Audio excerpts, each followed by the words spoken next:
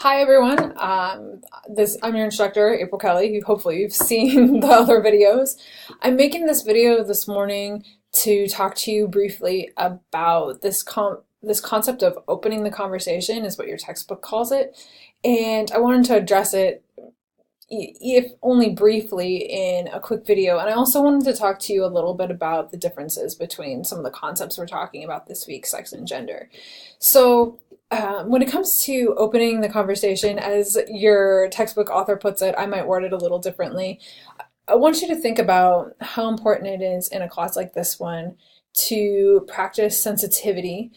And especially when we're online, sometimes it's easy to forget that other people might be feeling something different than we're feeling, or might have different attitudes and beliefs, and they might be more or less attached. And it's really important that we are able to practice some sensitivity in the discussion posts and stuff. And certainly there's room for opinion. And I guess that's another thing that I wanted to mention in this short video, is that there's a difference between facts and opinions. And some of the discussion posts throughout the semester are going to ask you what your opinion is about something. In fact, I might even give you some examples later in the week that you could generate opinions about. But there's also facts, right? So like the definition of a word is basically a fact, but how you feel about that is your opinion on it. And maybe I'll even bring that up at some point about sex and gender specifically. So we just want to be careful to be sensitive and to be like emotionally responsible to ourselves and other people when we're having these conversations, and to be careful with our word choice, and also to avoid stereotyping. So there's a whole section in this chapter about avoiding essentializing, and you might think about that or generalization or stereotyping. So it can become really easy, but then that's a bad thing to do. It can become really easy to accidentally stereotype others, especially when we might not have a lot of experience with something. So we want to be really careful that we're not doing that. And I think that's where the word choice part comes in, at least for me, because sometimes I'll make a statement and I'll find myself adding a lot of context to it, and it's because I'm trying to avoid stereotyping someone. I don't want to box an entire group of people in with some specific example that I'm using, because an example can only illustrate as much as that one thing that the example is about. It may or may not apply to everyone else that is part of a specific group. So we want to avoid stereotyping and essentializing and overgeneralization. And we want to practice some sensitivity about how we can like talk about these issues, because they're really important issues. And I think that brings us to another thing that I wanted to put into this video, which is why we should study gender and communication. So to me, I think that the value is that we're always swimming around in gender, just like we swim around in culture, and it's part of our culture, in fact. And yet we talk about it in like really, but like almost behind closed doors. Like maybe that's not the right example to use, but we talk about it in like little boxes. And so we might not, our understanding of these concepts might not be complete if we aren't talking about it very often. So we need the classes to help inform us about how these things affect us in our everyday lives. So it's also going to give you some insights and some skills even, and to insights about yourself and insights about other people, and it's going to make you just a better communicator. And I think also the kind of like bigger layer for some of you, maybe not for everyone, is that we're going to talk a lot about, here's some of the patterns that research suggests are true about communication styles and how gender is affected by that, or how gender affects communication styles. It kind of goes both ways. And we're also, some of you are going to want to dismantle it. And actually, that's where the class, I think, is at its best, is we're going to be like, well, is that fair? Like the whole activity this week, the confusing attitudes, some of you call that a double standard. Well, yeah, it's a double standard. I mean, I think anyway.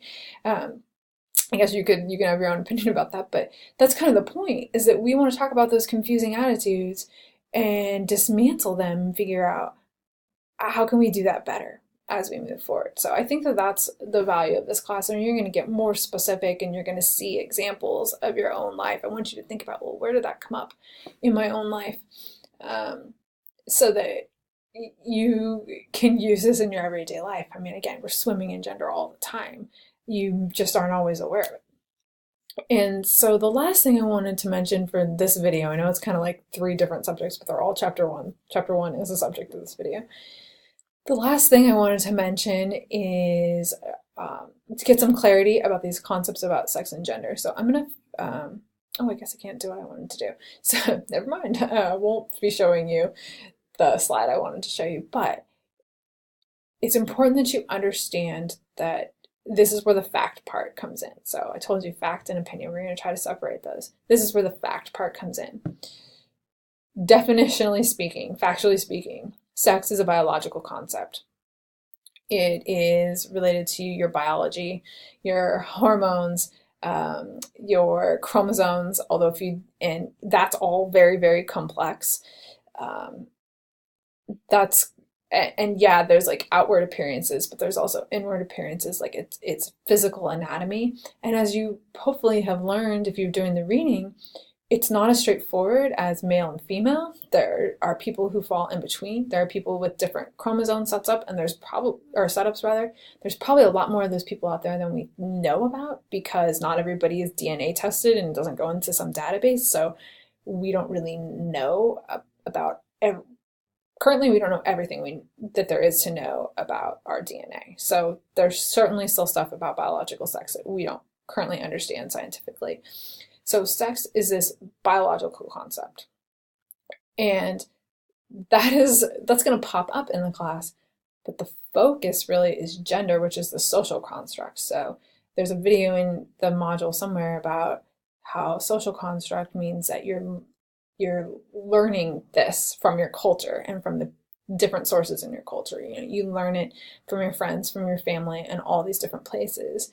And in a sense, you're sort of trained into it and trained into believing that there's a certain way to be. And for a lot of people, that's super comfortable. And if you're already comfortable with it, great. You're so lucky. But then there's also a lot of people who maybe aren't, that cultural expectation didn't fit with them. And so that's something else that we have to recognize. So gender is a social construct. And I just saw an article this morning where I saw people, it was online, of course, so on Facebook, but there's going to be a lot of errors. And somebody was like, oh, I forget exactly what they said, but they were confusing sex and gender together. And so they had made some comment about how, gender is determined at birth. Well, that's not actually true. Your biological sex is determined largely by your DNA. And actually, it turns out there's some other things too, like that aren't just DNA, like the way hormones and stuff line up when you're still in the womb. That is a biologist, geneticist area of expertise, not mine. But so that's what sex is. That's determined, by your DNA and then all the things that come after it. But your gender isn't.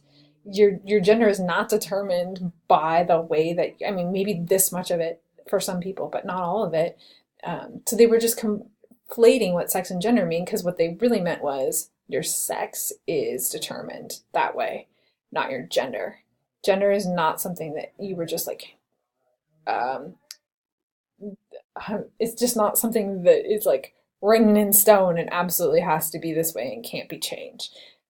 Gender is a lot more than that. And so I bring that up because I'm hoping to get you to understand that they're not the same concept. Like, definitionally, factually speaking, sex is one thing. It's biological. Gender is a social construct. It's something that we are raised into and like socialized into doing, and that may or may not work out for us. And last point here before I sign off, if your gender feels comfortable to you, great, that's awesome.